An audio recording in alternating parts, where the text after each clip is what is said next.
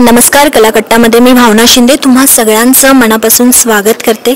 Big boss Marathi सध्या खूप चर्चेत आहे आणि माझ्यासोबत बिग बॉस मराठीच्या घरात 3 आठवडे जो सदस्य राहून आलाय निखिल आपल्यासोबत आहे. निखिल खूप खूप स्वागत आहे. कसं आहेस? Thank you so much. तुम्ही कशा आहात? मी मस्त आहे. मी एकदम मस्त. निगेटिव्ह कमेंटची छाप तुझ्यावर पडली नाही, पॉझिटिव्ह कमेंटची छाप पडली. पण आता तुला कमेंट करायचं आहे तुझ्याच घरातील सदस्यांवर. मी तुझ्या स्पर्धकांची नावं सांगेन, तुला एका शब्दात किंवा एका वाक्यात व्यक्त व्हायचं आहे. तर सुरुवात आपण करूया वर्षाताई. वर्षाताई ह्या पेशन्सवाल्या आहेत, प्रचंड पेशन्स आहे त्यांच्यात. अभिजित सावंत.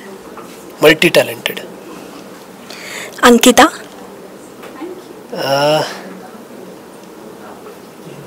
तिच्यासारखा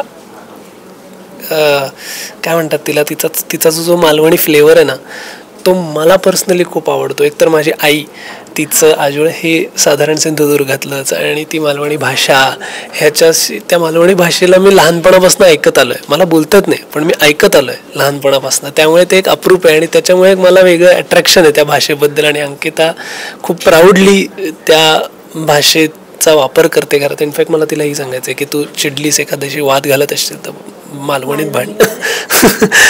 पॅडी कांबळे.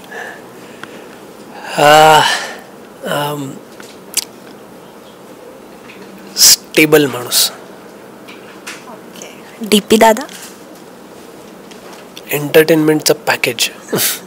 आर्या. बाळ. अरबाज.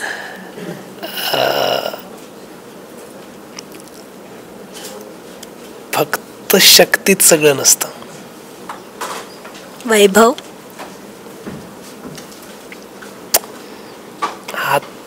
हातात आलेली संधी सोडली. जान्हवी. बाकी वेळेला ठीक असतेस पण रागावर पण तेवढं नियंत्रण कर. निक्की.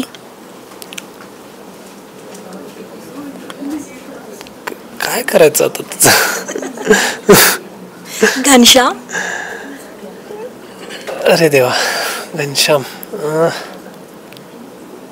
त्याच्याकडे व्होकॅब्युलरी खूप चांगली आहे, त्याची शब्दांची मांडणी चांगली आहे, फक्त त्याचे शब्द बदलत राहतात सारखे, हा प्रॉब्लेम आहे. सूरज.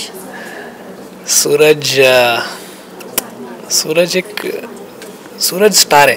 स्टार आहे, नक्कीच स्टार आहे. आणि लास्ट योगिता. आता ती बाहेर आहे पण योगिता खास मैत्रीण. वा, छान. तर खूप खूप शुभेच्छा तुला आणि आता आपण पुढे पुढे भेटत राहू. याच शुभेच्छा. Thank you so much.